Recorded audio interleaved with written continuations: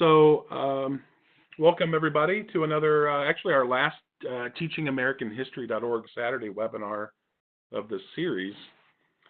These webinars are sponsored by the Ashbrook Center at Ashland University. TAH.org is the leading online resource for the documents-based study of American history, government, and civics for teachers, students, and citizens.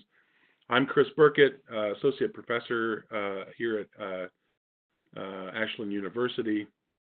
And if you've joined us before, you know that the theme of our webinar series this year is Great American Debates. If you're joining us for the first time, the point of these webinars is to pull together some thoughtful scholars and just have a conversation about some important moments in U.S. history and political thought.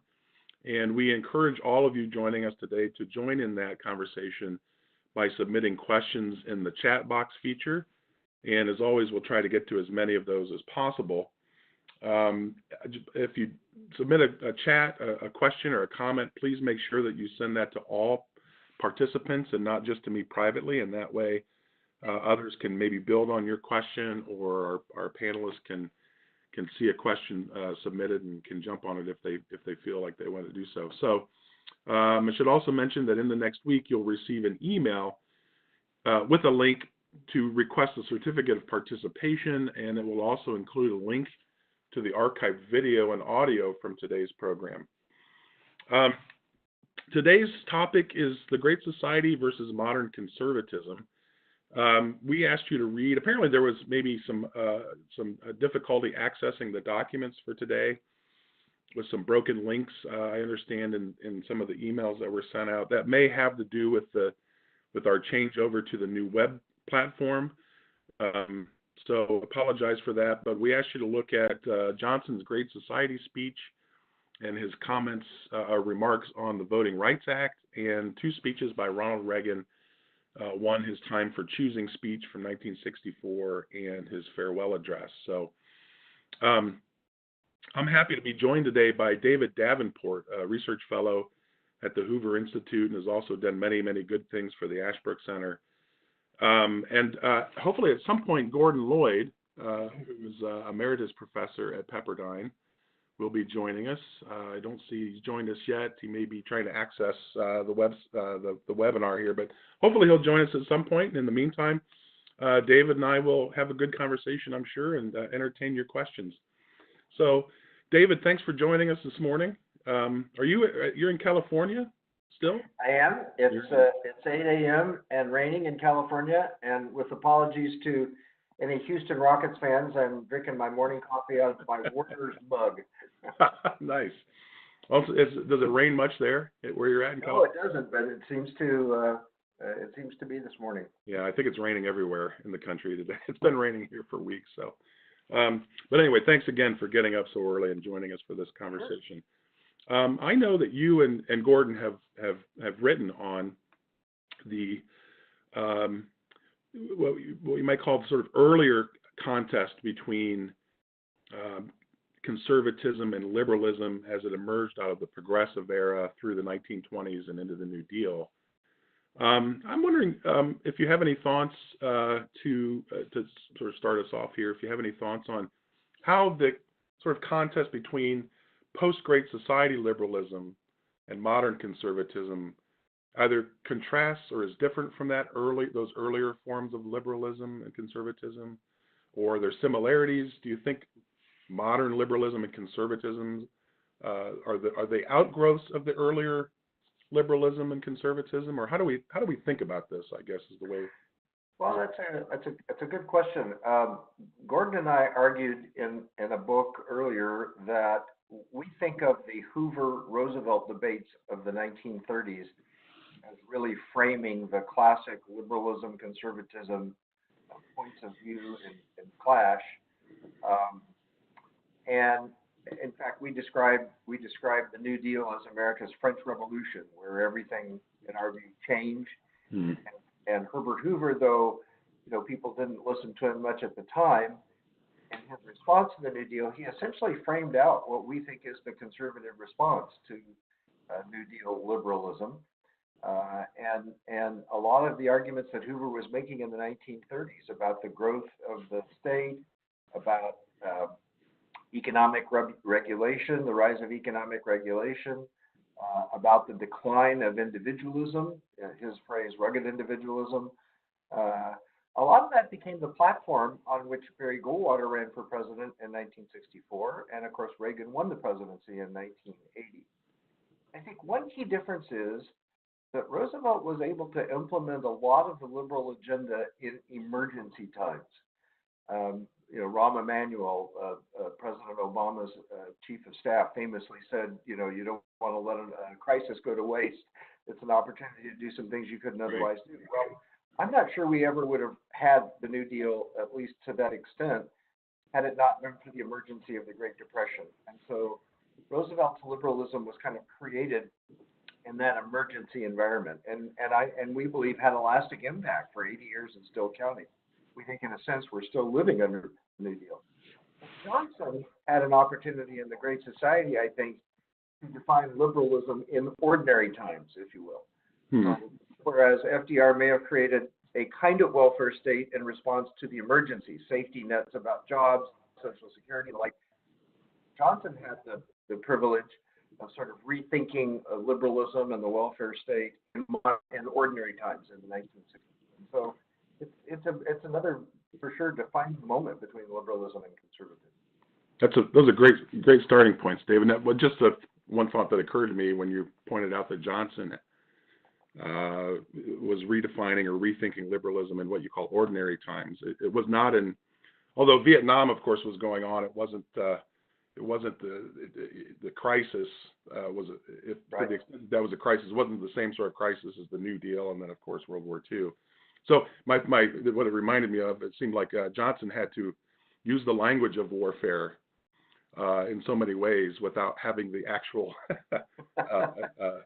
problems, same sorts of problems that were facing FDR in his terms as president. So Johnson was declaring war on all sorts of things. But can I just a point of clarification? When you used the term, you said that Hoover and FDR were debating the sort of framework of conservatism and classical liberalism. What do you mean by classical liberalism? You mean as you know, the labels have changed over time. Classical liberalism we would call today, I think, modern conservatism. Okay. And one of the challenges, I think, with even understanding modern conservatism is that these days we rarely use the noun conservatism without some kind of adjective. It's I'm a national security conservative. I'm an economic conservative. I'm a religious or social conservative. So rarely do we just talk about even classic conservatism today. But I'm using it to mean basically an emphasis on limited government, individual rights, and freedom to the maximum extent possible, consistent with social order. I mean, that's what Goldwater himself said in Conscience of the Conservative, 1964, that we're talking about people being able to live out the Declaration of Independence and their own individual lives as much as possible, and still maintaining social order. Yeah, no, I see. That's what Goldwater talked about, and that's what I'm really talking about. I see. No, that's very clear. That's very helpful.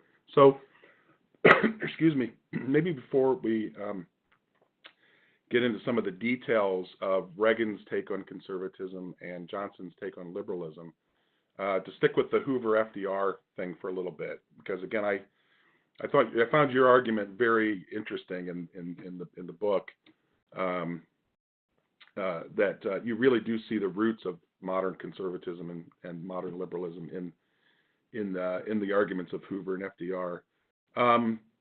FDR's can we talk about what's sort of the heart or the foundation of FDR's liberalism, and what's at the heart of Hoover's conservatism? So maybe to put some context to this, I've often heard or read scholars say it was a frequent refrain for a long time, until I think your work proves very useful in this sense to counter a sort of long-standing argument that Hoover wasn't really for anything as a conservative. He didn't really stand for anything. He was against. He was reacting to what he considered to be these drastic changes coming out of FDR's New Deal liberalism. Right. But your argument in your book is no, Hoover stood for certain things. So conservatism actually had some sort of principled foundations. There were ideas at the heart of it. You've mentioned some of them already, right? So limited government, individual liberty, consistent with order. So why do you think for the longest time conservatism was just labeled as sort of anti-liberalism? Do you have any thoughts on that? Well, I do think conservatism, modern conservatism, has a bit of a PR problem, if you will, in that it is often opposing liberalism. In other words, liberalism is usually playing offense in our society, dividing and it's always trying to solve new problems and create new legislation and new initiatives. And William F. Buckley, famous conservative editor, creator of National Review, said, conservatives are the ones that stand athwart history yelling stop. I mean, that's kind of the image. Right. In fact, if I could give an example from an Ashbrook teacher seminar that I taught one time with Gordon about the New Deal, at the end of one of the sessions, a teacher raised her hand and she said, I always thought Herbert Hoover was just a stick in the mud who never wanted to help anybody. And she said, now I see it differently, having read some Hoover and Roosevelt speeches. I said, well, how do you see it now? He said, I see Hoover asking a very fundamental question. Do we have to change the entire American system in order to respond to an economic crisis? Mm-hmm. So I think on the one hand, FDR used an economic crisis to change the whole American system. And that's precisely what Hoover was fighting against. Now, I'll add, I think the best statement of Hoover's conservative philosophy in a more positive sense is a 1922 essay he wrote. It's not too lengthy, and it's been widely praised by people on both the left and the right as a great piece of political philosophy, surprisingly good, written by a politician. He wrote a 1922 essay called American Individualism. Mm-hmm. And he basically argues for, on the one hand, American individualism. He doesn't use the word tempered, that's my word, tempered by what he called equality of opportunity. He felt those were the two fundamental legs on which conservatism needed to stand. Individualism, individual freedom, individual liberty, accompanied with equality of opportunity. And he felt those were really the two pillars on which conservatism needed to stand. And of course, Roosevelt was very much prepared to implement a lot of Woodrow Wilson's ideas about experts in government and the growth of government, economic regulation, creation of the alphabet soup agencies, the rise of the administrative state, the power of the presidency over Congress. All kinds of things went with solving the Great Depression that remain with us 80 years later. Yeah. So a lot of interesting questions come up out of your comments there, David. This idea that individual liberty and equality of opportunity are at the core of Hoover's conservatism is really interesting, and I'd like to pick that up at some point as well, because it seems like it seems like liberalism would also argue, especially FDR's liberalism would argue, that we also believe in liberty and we also believe in equality, but maybe they have different understandings of what liberty is and what it looks like and how it plays out and what equality is. So, or Chris, another way to look at it is they probably would combine them in different measures. The first thing a conservative would say would be liberty, and say, well, but of course tempered by equality of opportunity. A liberal would say we're all about equality, and yes, within creating a fair and equal state, then people after that should be. So it could be a matter of emphasis as well as you say, a matter of definition. No, that's great. Yeah, maybe the matter of definition is something that changes with LBJ's liberalism. Maybe we can circle back to that. I think you're onto something there. I really do, and I'm sure that'll unfold as we go. But again, it's interesting that even in this great debate that takes place between Hoover and FDR, insofar as they represent these views, there is an agreement that liberty and equality matter. It's probably a matter of emphasis. Where do we start? How do we think about the other afterwards? I'm sure you remember that Tocqueville in his Democracy in America basically said liberty versus equality. I mean, I notice your title is The Great Society versus Modern Conservatism. Well, there are a lot of verses, if you will, underneath that label. Right. And Tocqueville argued in the Democracy in America that one of the fundamental debates was equality and liberty. He did. And he forecast that Americans would ultimately rather live in equality than do the hard work of pursuing liberty. He did. And I think that's still the battle today in Washington and in political philosophy and everywhere. Yeah, it seems like that tension's been there in the American political way of doing or thinking about things, the American sort of political mind, if you will, for almost from the beginning in a certain way. Well, and if I could just add a quick thought, the next book Gordon and I are working on is going to be about equality of opportunity, which in our view has sort of devolved into equality of outcome. Right. So right. The nature of equality, as you say, has kind of evolved with time. And we're going to ask the question, one of our books is called Rugged Individualism, Dead or Alive. We think we may call this equality of opportunity, dead or alive. Nice. And has it been overtaken by equality of outcome? And is that a good or bad thing? And what are the implications of that? Yeah. No, that's great. Look forward to reading that. So, and again, maybe in at some point here when we move forward 50 years or so, or 30, 40 years, to LBJ, I think we'll start to see, you and I both know, I think that's where we'll start to see that equality of outcome or equality of result really start to take over. LBJ, in these speeches we read, talks about equality of opportunity, but I think it's a fair question whether that's what he really meant. Yeah. Well, when he uses analogies like, the starting line in a race and things like this, I know that's in his Howard University speech, I believe, right? If I'm not mistaken. Correct. But he uses that kind of imagery, which suggests in order to achieve equality of outcome, some people have to have an advantage at the start of the race, right? Absolutely. So it's actually kind of equality means giving some people more of an advantage in a certain sense in terms of opportunity. But okay, great. So can I ask another question? Circle back to some interesting things that you raised earlier. And again, I'm still in FDR and Hoover here. FDR's liberalism, part of the appeal of his liberal message was, it seems to me that, again, there's a crisis. We're dealing with the Great Depression, financial crisis.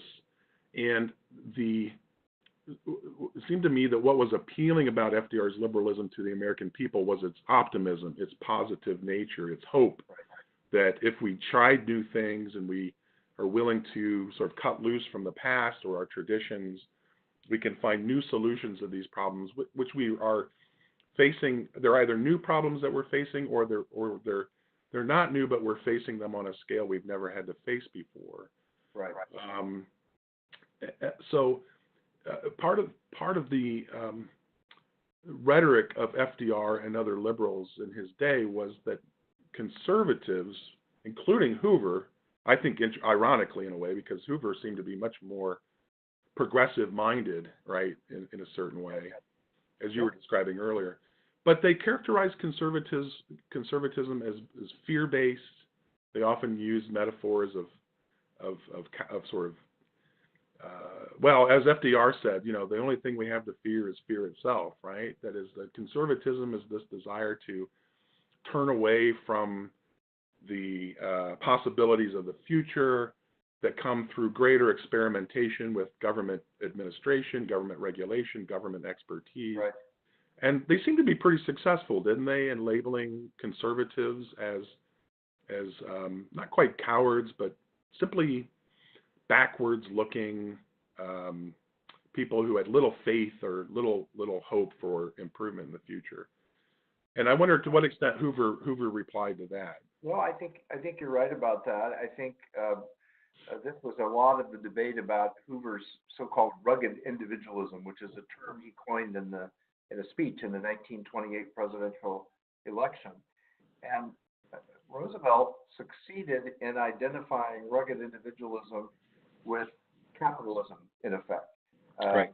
And I think this has been an ongoing problem with conservatism, at least until maybe the time of Reagan, maybe to some degree Goldwater. Conservatism for a long time was thought of as sort of a mechanical economic theory. And I think it was left to Goldwater and then to Reagan to sort of say, no, it's a larger political, social philosophy, even spiritual philosophy. But for a long time, it was typecast as sort of an economic philosophy.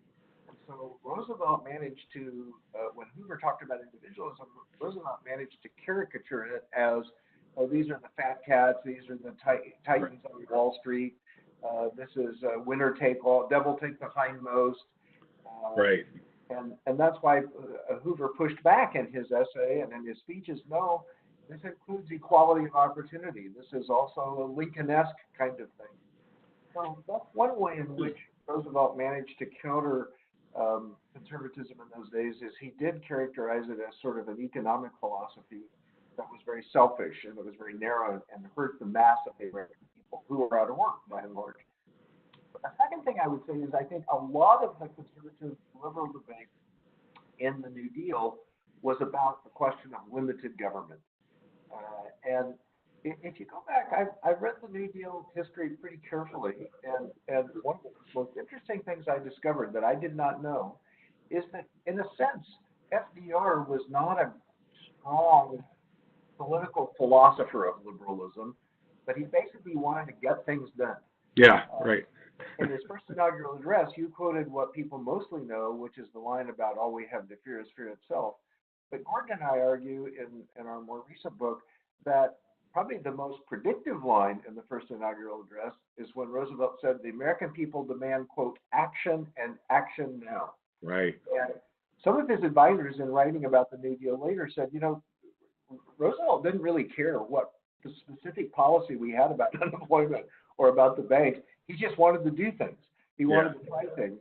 And one of his favorite phrases in another speech was bold experimentation.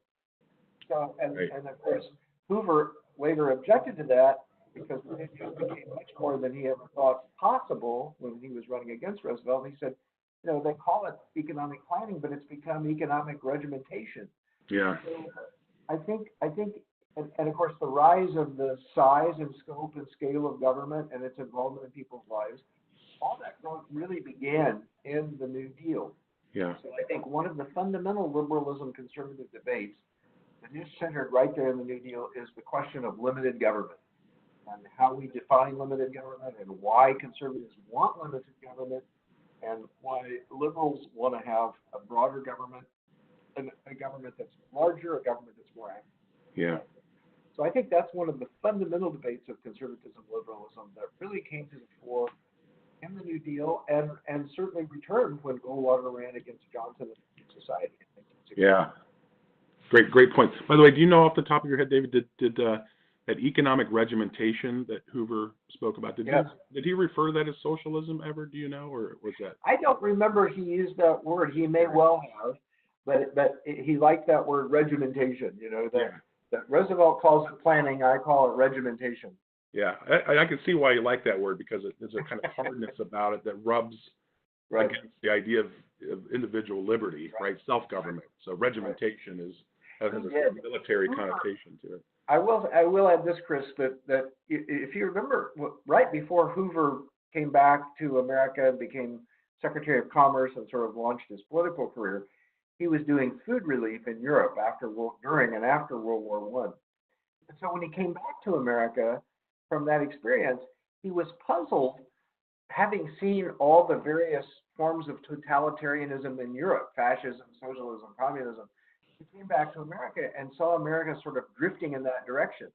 And he kind of warned, he said, I don't know why we would give in to that voluntarily. Yeah. So socialism, I would say, was in the back of his mind, certainly, along with the other isms that he saw in Europe and that he found very unattractive. Yeah.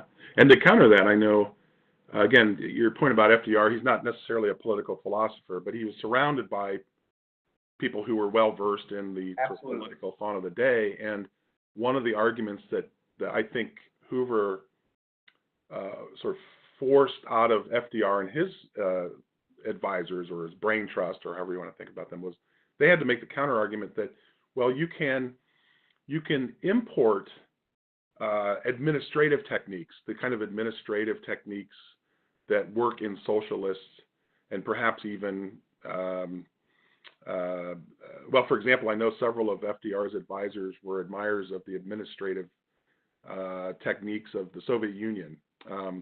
Right. We can import that sort of regulatory administrative framework without it becoming totalitarian. Right. That's the trick for them, right? Because again, and this is, I thought of this in light of your statement about FDR being about getting things done. It's the efficiency aspect of things that I think many of FDR's advisors, and ultimately FDR himself, who found appealing about some of these other systems that some of them had seen in foreign countries.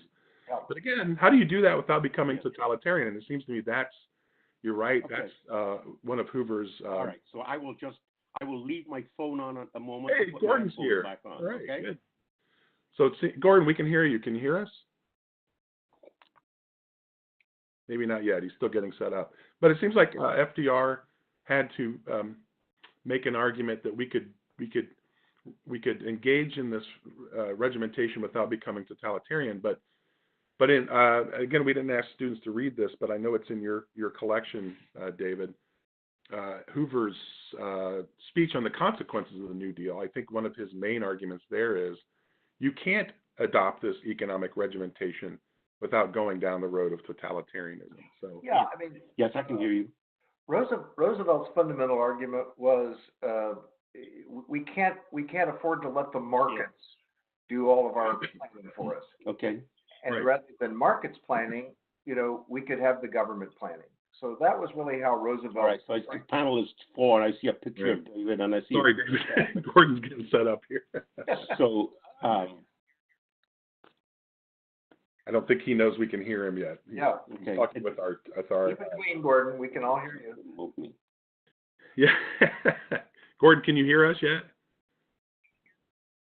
No, I basically hear them in the background, at least. But if I put my. He's putting his headphones on. Okay, good. We call Gordon Mr. Technology. Oh, yeah. If I put my headphones on, I can hear him. Hey, Gordon. Gordon, hi. It's Chris, and David's here. Okay. All right. Okay.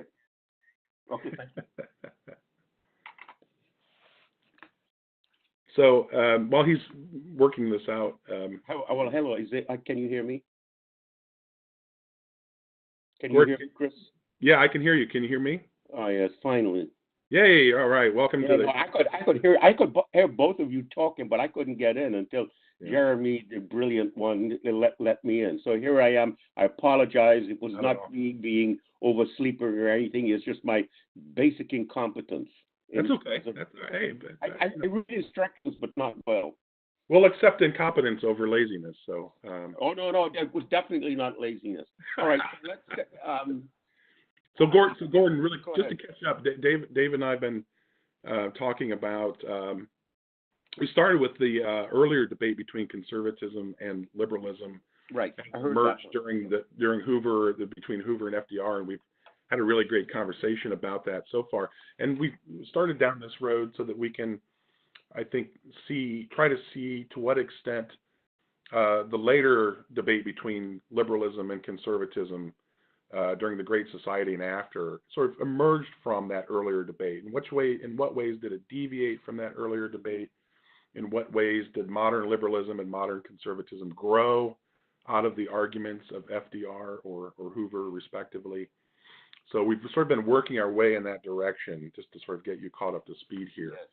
Yes. I've heard excerpts of, not excerpts, I've heard some of the exchanges which you made, the two of you have made, and I was just dying to be part of it.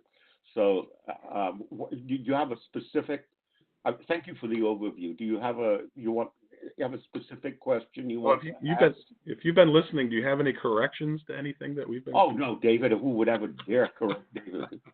Okay. David, no. David is David.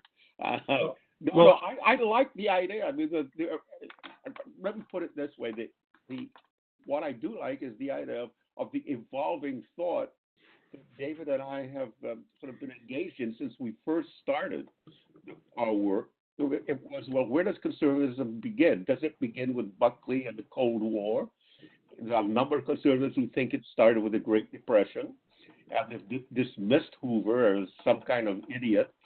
And I really think that our evolving thought was that, well, where does conservatism, modern conservatism, begin? And it's as a reaction. It's not usually an initiation, conservatism. It's a reaction. Well, reacting to what? What is it? What is the story of the 20th century? And it seems to us at the beginning, well, it's the Great Depression. It's the New Deal. And so anything conservative must be some response to that. Yeah. And not just simply the Cold War or the Great Society. And that led us to understanding of the whole status of individualism and the mockery of it that has come out of the progressive left, that it's been identified with laissez-faire, devil take the hindmost. And it's fascinating that in this 1922 piece that David referred to, and in the 1928 speech, Hoover is at pains to distinguish what he's talking about American individualism from laissez-faire. Right. Right. And I thought that is that conservatism was attempting to conserve a certain kind of liberalism. Yes. No, that's a good point. That was lost, or was felt to be lost with the New Deal, that invented or created a new kind of liberalism. Yeah.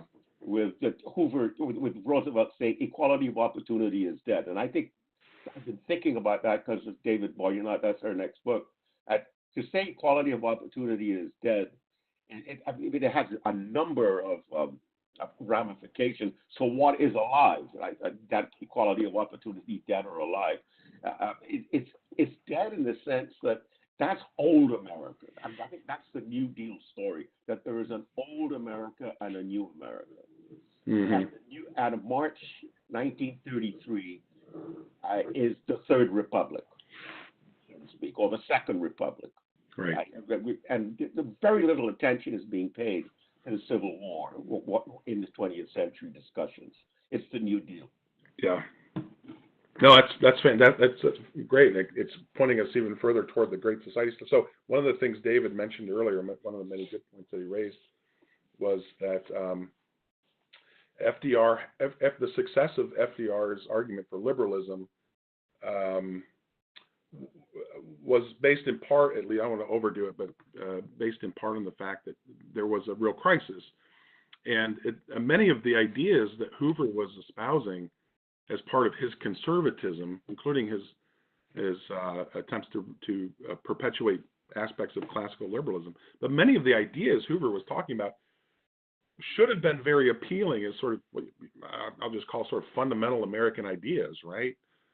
Individual liberty, equality of opportunity. Mm-hmm. But it seemed like the call for action in the face of the crisis trumped the ideas that Hoover was putting out there. And so it seems like the message of conservatism was there and sound and sort of, there in toto in a certain sense in Hoover's arguments. But it was either out of time or ahead. I don't want to say it's ahead of its time, but it was out of time. It was out of sync with the sort of political necessities of the day. I think conservatism as a sort of a teaching on moderation tends to, at least as David and I have tried to understand the origins of conservatism. Conservatism is not a blind rejection of everything that is new. I mean, Tocqueville warned the aristocrats, the day of the age of inequality is over. Come to grips with it. Get over it. So the conservatism is conserving what is good and decent without having a blind eye to what is changing. And so I think that what Hoover was doing is what conservatism was trying to do, was that return to normalcy that Harding spoke about after all the eruptions of World War I and all the progressive amendments. And that, come on, let's calm down now. Let's where are we? And I think Hoover's idea was, look, there is a role for government, and there's a role for the private sector. The main area is the private sector, but there is a role for government in American society. Right. And so that blending, it becomes extremely difficult. And it becomes extremely difficult when you have a crisis. The blend Right. doesn't seem to make any sense. That, in a sense, moderation requires a certain degree of normalcy or peace. But if you've just come off World War I think the specter of World War I is haunting the debate. Certainly haunted Hoover with regard to he doesn't want Europe to come to America. And it's haunting Roosevelt in the sense of, look, if we could solve World War I, why the heck can't we solve a depression, for goodness sake? Americans managed to come together when they were at war, they united. Why can't we unite again? This is an issue which is it's not the moral equivalent of war. It is war. And as David and I have pointed out, I mean, to our great surprise, we thought, we agree that all we have to fear is fear itself. That's what we were brought up with. That's what we learned. But we were surprised to learn that there's another phrase in there, action and action now, which is probably more important in defining public policy in the late 20th century. Fear you can let the sociologists and the psychologists handle. But action and action now becomes politics as war. And that's I think the real origin and the shift of the power of Congress to the executive. And Congress lets it happen. Mm-hmm. Yeah, I'm reminded too of the idea of the FDR's administration, the 100 days. We promise we're going to do all of this in the first 100 days. I'm going to give you a report. So all this emphasis on action now. Yep. Yeah, very important aspect, and it seemed to jive with the American mind at the time. Well, yes, and I think a lot of the people who were alive in the 1930s were also alive around World War I. And alive around the whole idea of the 16th, 17th, 18th, and 19th Amendment. And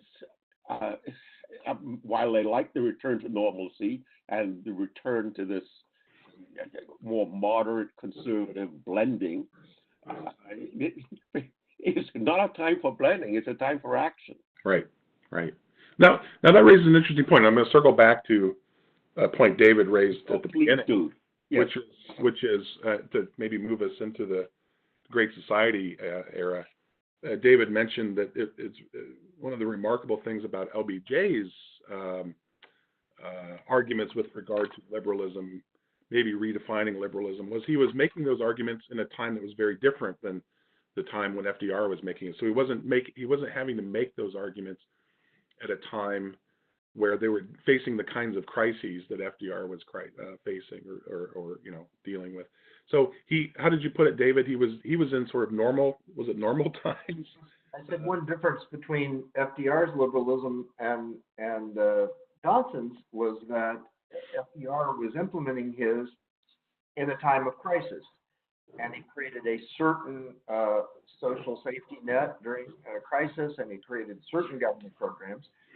Johnson had a chance to rethink that during ordinary times and how to extend and how to grow the welfare state and the liberal philosophy executed by government. And so I think this is a very interesting study. If you got to play, rather than defense in the New Deal and creating safety nets, if you got to play offense and recreate government and society, what might that look like? And that's what Johnson began to give us. Yeah. And it seems to me that's a great theme in Johnson's Great Society speeches. We have for the first time in history the opportunity. Right. We're not being forced to choose or go down this path of a certain kind of liberalism. We have the opportunity.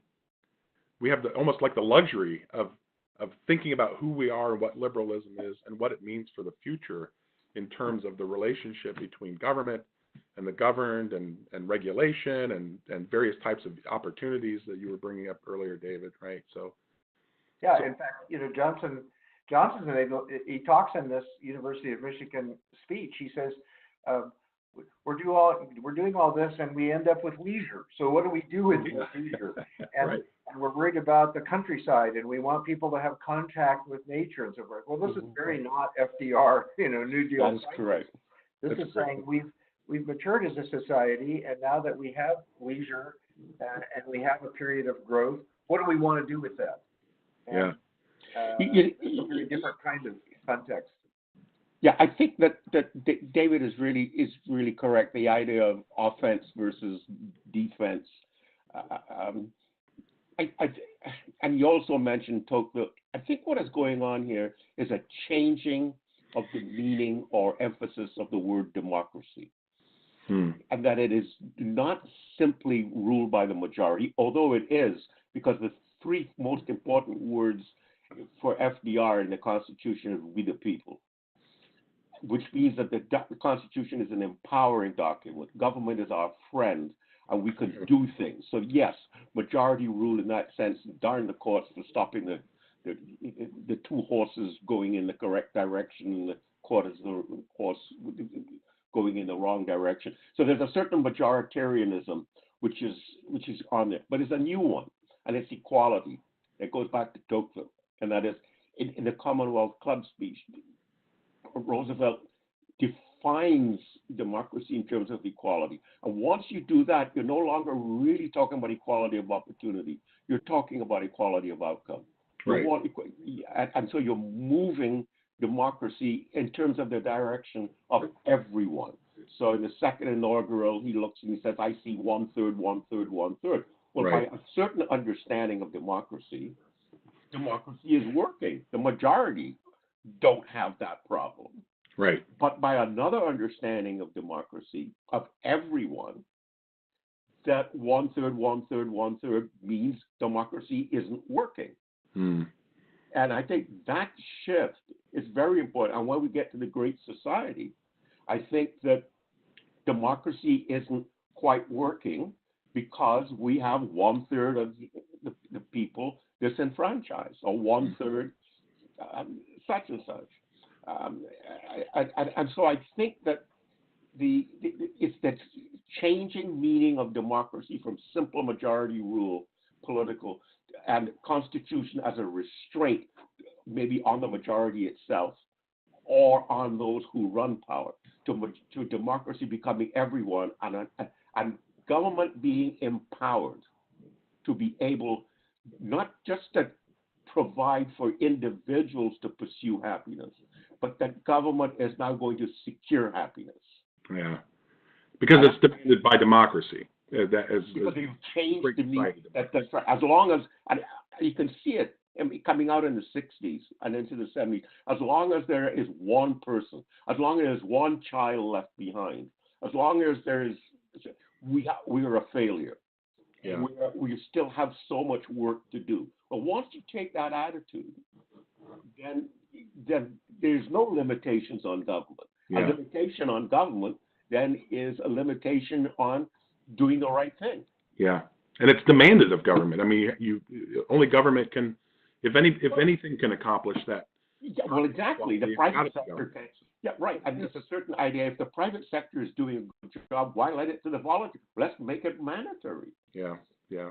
I think David is really onto something here with regard to defense, offense, taking it, because one of the things that always one of it was, what is the crisis that's going on that LBJ is trying to solve? Not to be cynical, and he created one, but let's say that there's a high ground here, and the crisis is not simply unemployment. Right. The crisis, in some sense, in the moral high ground, is that a considerable number of citizens have been asked to go and die for their country, and yet they can't vote. I mean, I think that's the high ground of the Great Society. Yes. That raising that moral issue, and so you're taking the people have lived with this for a long time, but we shall overcome. And I think that using that is an advancing of liberalism. Now, whether that Great Society kind of liberalism is fundamentally different from the liberalism of the New Deal is a great question, which you have to wait till our next book. David, did you want to jump in? Go ahead. Yeah, on your theme of how was LBJ's argument for liberalism different than what we'd seen before, and continuing with our theme that perhaps FDR's statement of the case was more in crisis. We have nothing to fear but fear itself, as sort of the watchword. I sort of looked at LBJ's Great Society speech in those terms. And so if I could tick off 4 or 5 key points quickly from that speech that I think shows the difference. Johnson says the purpose of everything we're doing in the Great Society is, quote, to pursue the happiness of our people. Mm-hmm. We're no longer worried about fear, we're worried about happiness. And what I think would be interesting is I think a modern conservative would say, no, the Declaration doesn't say it's the point of government to pursue the happiness of the people. Right. It's to allow the people to be free to pursue their own happiness.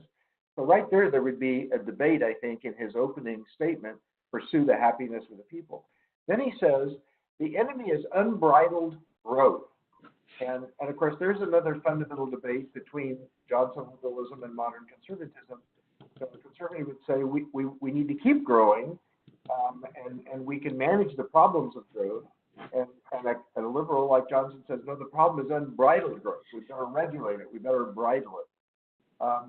And as I said, you see him talking about things like leisure, and he says the loss of our values breeds loneliness and boredom and indifference. I mean, it's almost like the president as sociologist in chief in the message. So it's a very different set of issues that liberalism is addressing now in the 60s. So I think it's kind of, you compare Roosevelt's first inaugural, say, with Johnson's Great Society speech, there's really a wonderful contrast of liberalism in those two tones. No, those are great points, David. And just a couple of thoughts occurred to me. A lot of thoughts occurred to me, but just to circle back, so I'm trying to keep up with you guys. Your minds are going so deep and fast. So one distinction between FDR and LBJ was FDR's liberalism sought to preserve the kind of equal opportunity for Americans that he thought was deeply rooted in what America was, whereas the shift for Johnson became it's not democratic. It's not truly democratic unless there's true equality for everyone. It can't just be a majority. Gordon, you mentioned this earlier. I'm not saying it as well as you did, but it seems like the conclusion of that is really very important, because it's not just an economic problem, as you just pointed out, David, right? LBJ, in almost every paragraph, by the way, in that speech, at least in the opening part of his Great Society speech, he contrasts economic prosperity, right, with the higher thing that we ought to be aiming for. Right. So the great question in the Great Society speech is, can we just rest on economic prosperity, which he seems to admit did come out of the liberalism of the New Deal. And in a sense, as you pointed out, that's the problem, because we've become so satisfied and maybe complacent with our economic prosperity that we've lost sight of the higher things that ought to matter more to us. You mentioned contact with nature, and he talks about spirituality and, these sorts of things, but a sense of community. Yeah. Well, let me jump in here, because I think that the way you summarize it muddies the water wonderfully. Because what I would, to muddy it even further, I would suggest that the New Deal is involved not in an attempt to preserve the old order of America, but rather to introduce a new order. No, I agree, Gordon. Just to clarify what I said, FDR, I think, was doing that, but he couched that in language that made it sound like he was trying to preserve the sort of old order, in the sense that, this equal opportunity. Well, if we were to go in sort of something that David has taught me, which is speeches are often responses. Even liberals who are making are on the move, trying to on the attack, so to speak. Speeches are responses. And a number of the speeches of FDR are responses to criticism that he has abandoned the old order. So right. I think rhetorically he's trying to calm down the nerves that, no, this is really not, we could do it within the American order. We could do it within the 150th anniversary of the Constitution. We can do it. This is a long. Yeah. So he's couching a number of it in conservative terms. But if you read him seriously in terms of his second inaugural, it's not just economics, because one of the questions that David and I've looked at was, so did the New Deal actually solve the Great Depression? And then in many ways, the answer is no, it didn't. So then what was so successful about the New Deal? And Roosevelt tells you in the second inaugural, we have changed from an individualistic society to a communal. We have learned that individualism, if not dead, ought to be dead. And that what makes America great is some kind of togetherness. And Yeah. we've restated what our values are. And I think Johnson could never have done what he had done if that had not been established. And Eisenhower didn't really challenge that. Nixon didn't challenge that. Well, Nixon couldn't challenge it; he came after. But what I'm getting at is that post-World War II America didn't challenge that that notion of a certain degree of Americanness. And if we can send a rocket to the moon, and we can do such a, why can't we solve this one? So Yeah. I think that I to muddy the waters further, I would say the Great Society is a continuation and could not happen if the New Deal didn't happen.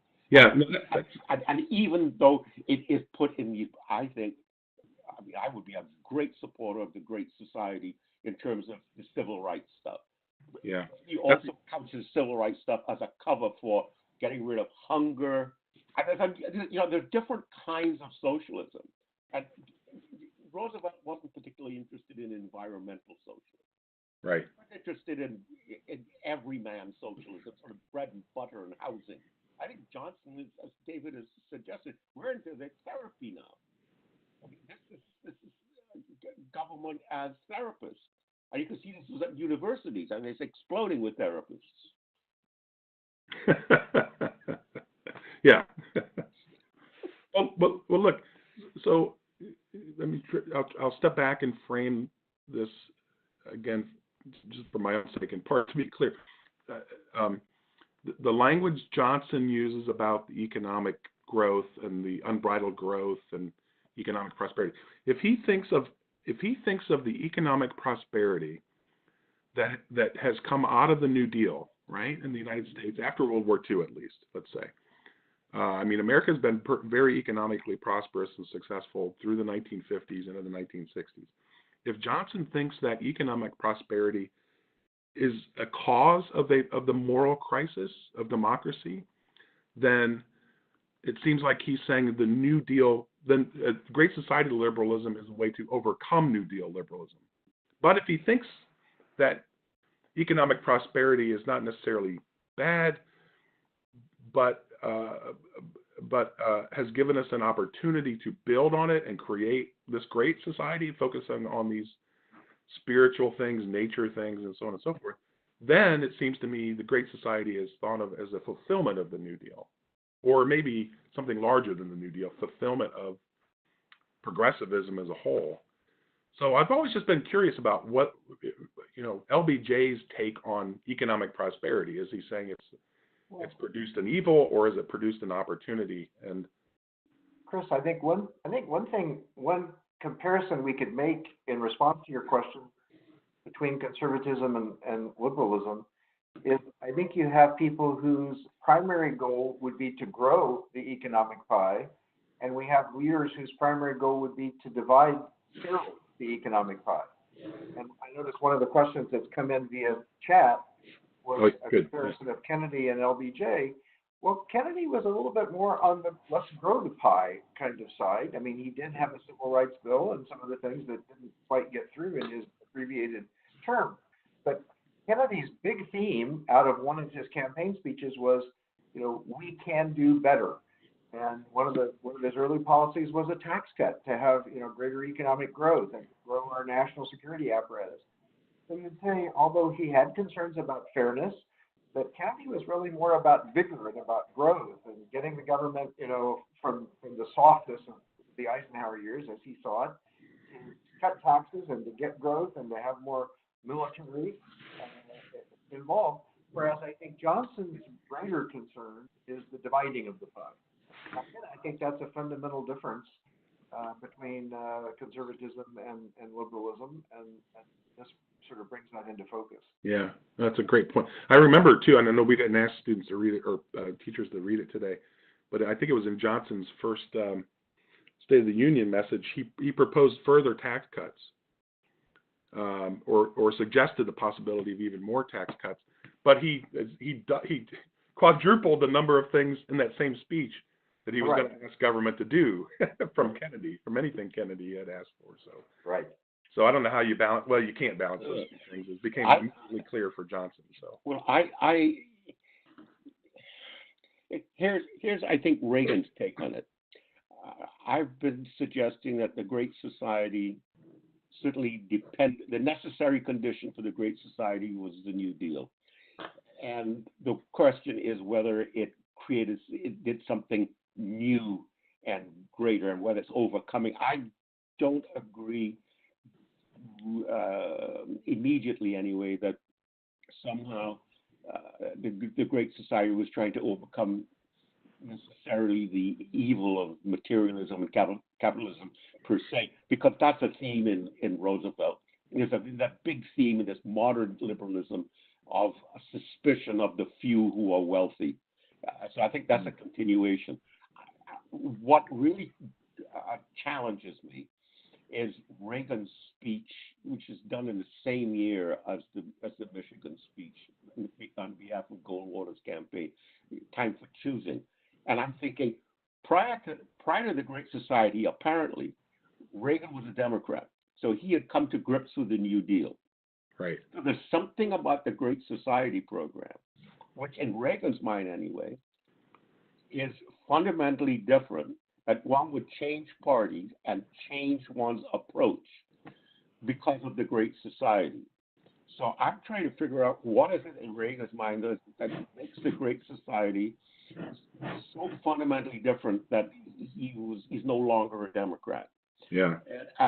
And then the other thing that David and I have had some really good chats about is time for choosing what? And what is it that, are you going to roll back the New Deal? Or with something that you're at least comfortable with to be a Democrat on? What is the time for choosing? It seems to be a time for choosing between extending government and not trusting, which doesn't trust the people to make the decision themselves, and limiting government.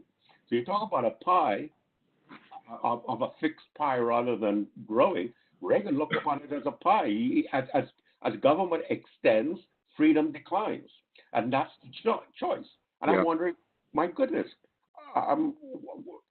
but we're extending civil rights to people. And I'm concerned. So for Reagan, it looks like the Great Society program is a time for choosing, a time which he didn't think existed before the Great Society. So that's a real challenge to me, because I am of the opinion that the Great Society is a fulfillment and not something so radically new.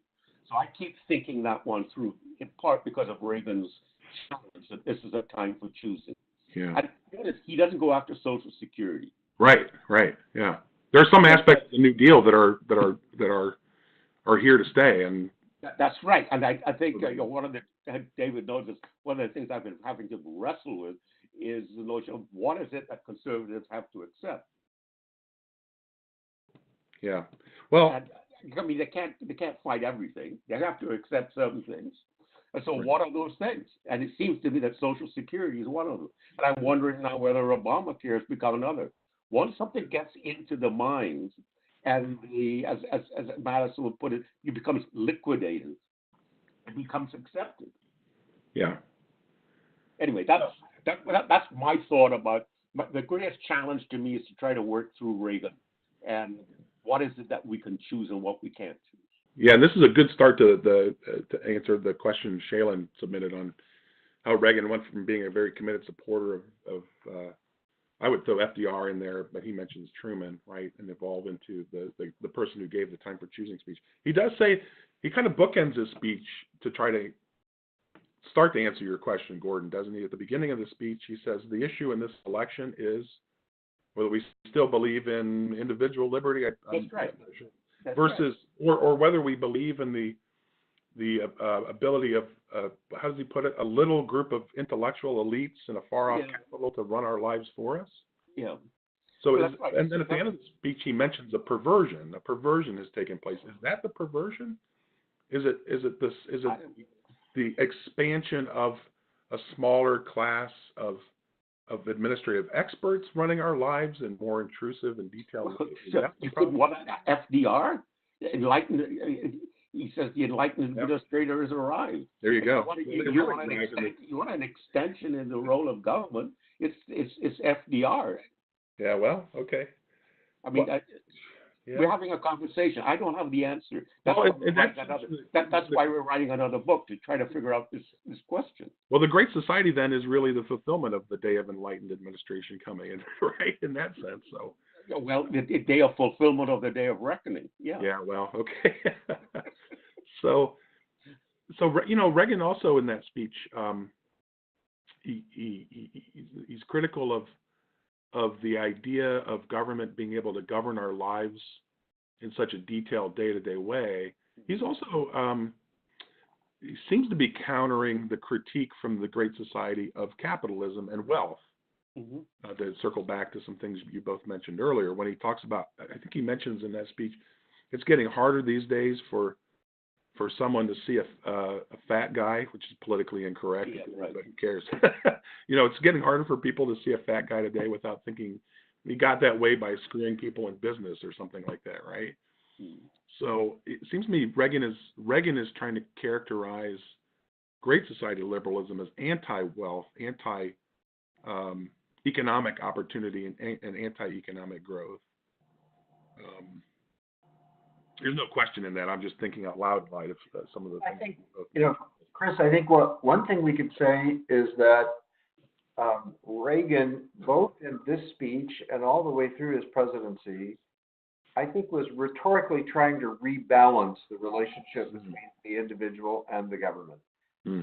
And rather than speaking first or even only about, what is government able to do, I think Reagan is trying to say, but really the point is, what are individuals able to do? That's really what the society is built on. He says in that speech, consent of the governed, is still one of the greatest things that's, ever come about in man's relation to man. And a government needs to be more about consent of the governed than just governing. So again, as we said earlier, some of these liberal conservative debates are kind of a matter of emphasis. And I think Reagan rhetorically, from this speech right on through, I mean, you could argue he didn't actually accomplish as much as president as he probably would have liked in rebalancing toward a smaller government.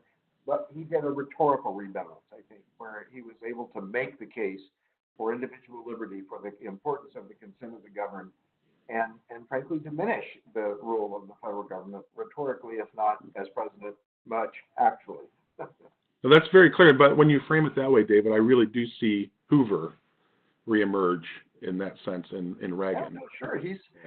Gordon and I have described Hoover as the John the Baptist crying in the wilderness.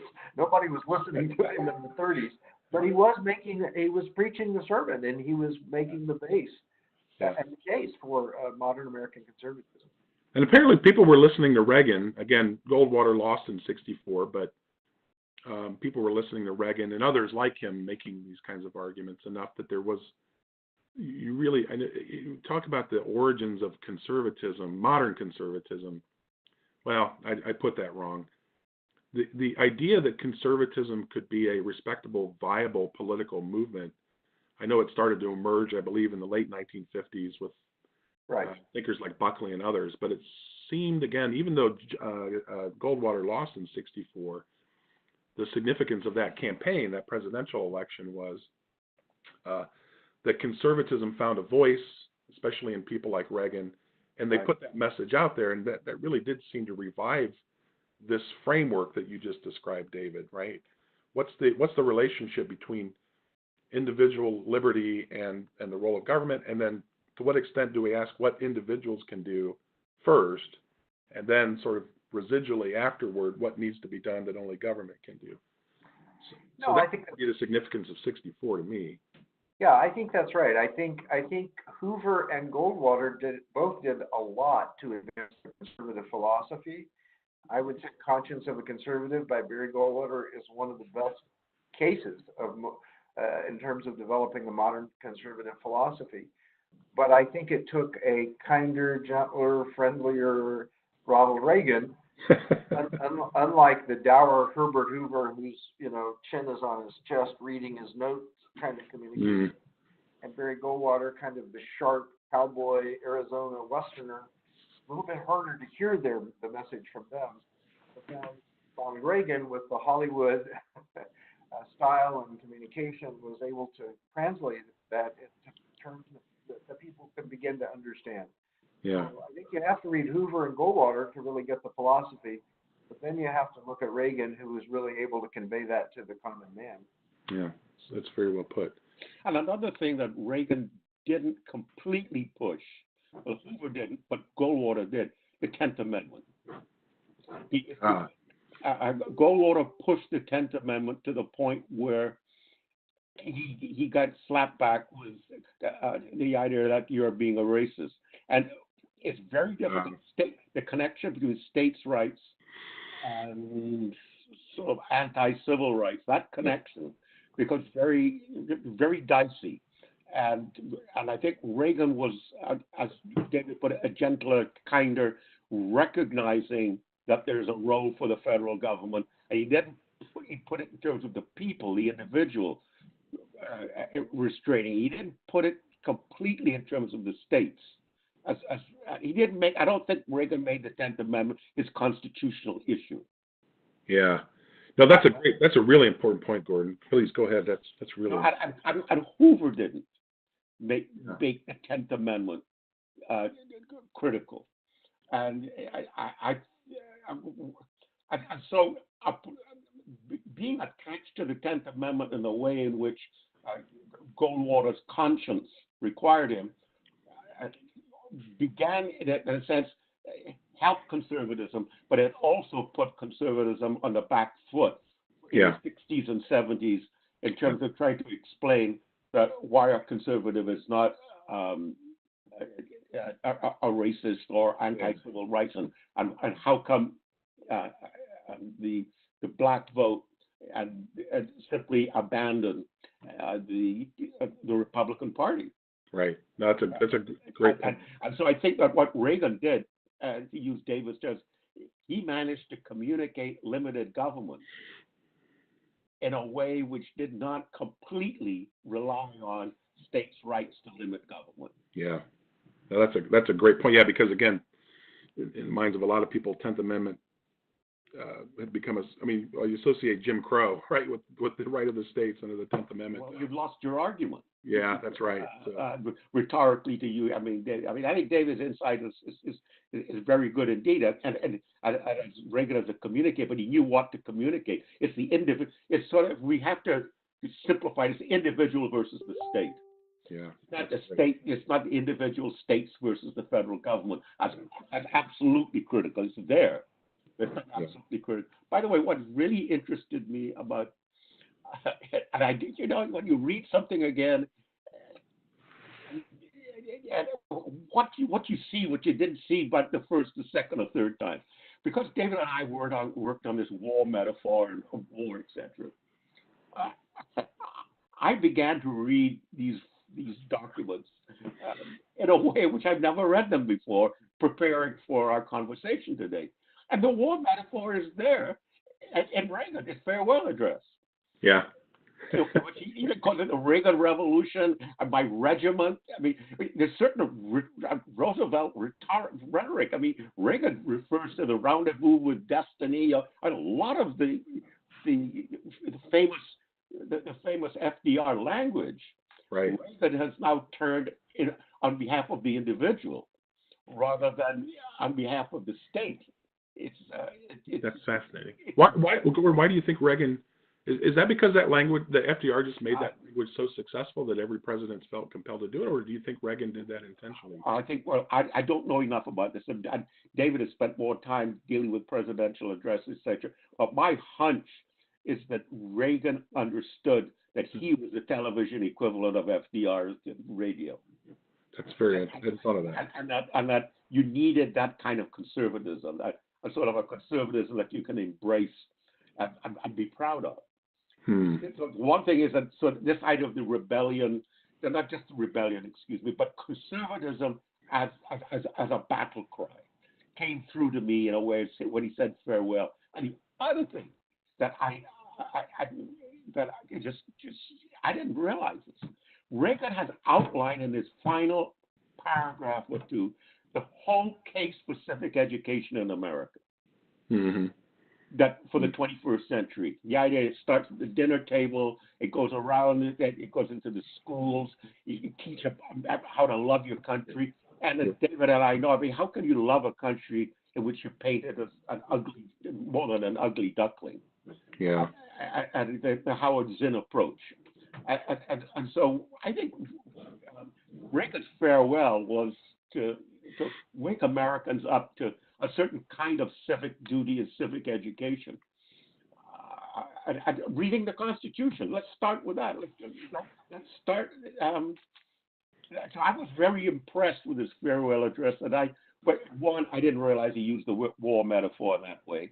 And secondly, I didn't realize that he anticipated precisely what needs to be done and what Ashbrook is doing and Pepperdine is doing also in terms of the approach to why we need civic education, not just in a narrow sense, but in the whole idea of institutional support.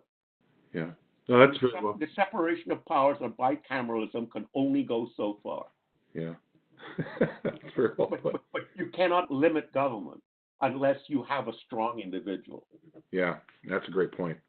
So we're coming in at the close of our time here. This has flown by. It's just run by. That's because I came in late.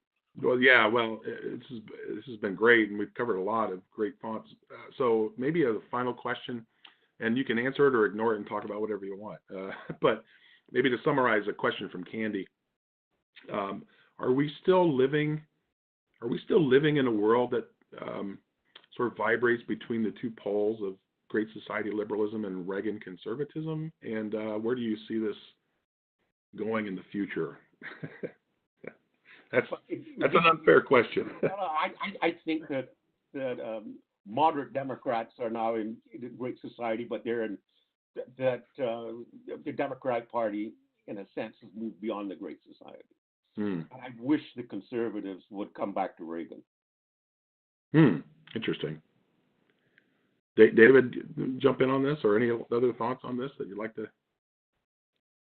Well, I think it's right that, you know, if the tool of liberalism is essentially government growth and greater government oversight of American life, then that trend is very powerful and just keeps pushing. Another way to put it is kind of when you get to Washington and you're in the federal government, the winds all blow left and toward more and more government, and you see even, you know, conservative and Republican presidents and members of Congress who we don't really believe in a lot of government control, but let's have No Child Left Behind and let the federal government take over education. Or let's have Obamacare and have the government take over healthcare. So, I mean, the winds are very strong in Washington, that the government knows what it's doing. As FDR said, we can do economic planning. As LBJ said, we don't want unbridled growth. So all those winds blow very strongly that way, and I think even conservatives get caught up in it. And my great fear for the future of conservatism is that I think the bedrock of conservatism, which is individual liberty and consent of the governed, it too easily becomes an abstraction. It's not real to people anymore. My own kids don't understand why I don't want the government doing things. Well, Dad, if it needs to get done, why do you care if it's the government or an individual or a church or a nonprofit? And I do care, but they don't care so much. They want to see things get done, quote unquote. And Washington is all too eager to, quote, do something, unquote. Yeah. So that, I think, to me, is kind of the future battle is with all the winds blowing toward not toward limited government, but toward government solving our problems. Where, the Green New Deal, it sounds like the Great Society speech. We need to fix everything. We need to change the whole economy in one big fell swoop. And I think that liberty, the case for liberty, becomes abstract in people's minds. And so I think conservatism has the greater challenge to keep its bedrock principles in clear and in play and relevant to people. Yeah. So again, striking that balance between Yes. the individual and then the proper role of government. And Right. Right. It's great. Well, I also think with the farewell speech is that we have made America great again. That is what I think Reagan's revolution is getting across in farewell. And thank you for making America great again, and keep it great. And keep it great through civic education and the strength of the individual. And remember that freedom is only one generation away from being lost. Yeah. And I was also surprised at the extent to which he held out the city on a hill. That the city on a hill is that America is a beacon for freedom for refugees. And he mentions the idea of a wall, but there has to be doors in the wall. Right. So it really is fascinating how, to me, the challenge of conservatives today, or Trump conservatives, is to come to grips with Reagan's farewell speech. That's a great point. Yeah, great point. So maybe some good advice there for contemporary conservatives to look. And the advice to liberals is come to grips with the Great Society speech. Yeah. Is it not? What's not great about it? Yeah, that's great. That's fantastic. Well, thank you both very much, gentlemen. We've come to at the end of our time, and I feel like we could go on for another hour easily on this, but I appreciate your time very much, and a lot of great thoughts, and I've learned a lot from both of you as I usually do in these webinars. So thank you both very much. I apologize again for incompetence. We're happy to have you for half an hour, Gordon. It's very, very happy that you were able to take some time with us this morning. So. Thank Jeremy. Thanks, Chris. Thanks, David. Thanks, Gordon. Thank you very much indeed. Bye-bye, David. Bye. And thanks to everybody who joined us today. Just again, a reminder about the email you'll get with the link for your certificate of participation. So again, this is the last webinar in this series. We look forward to starting again in August with a new theme, and I think I'm allowed to say that the theme for for next year will be American Minds. We'll be looking at 10 individuals who I think help us think about what it means to be an American and how their particular minds, their writings, their contributions, political or otherwise, help to shape how we as Americans think about things. So that'll be the theme for next year's webinars, and I hope you all will join us then. Until then, take care, and thanks. Bye.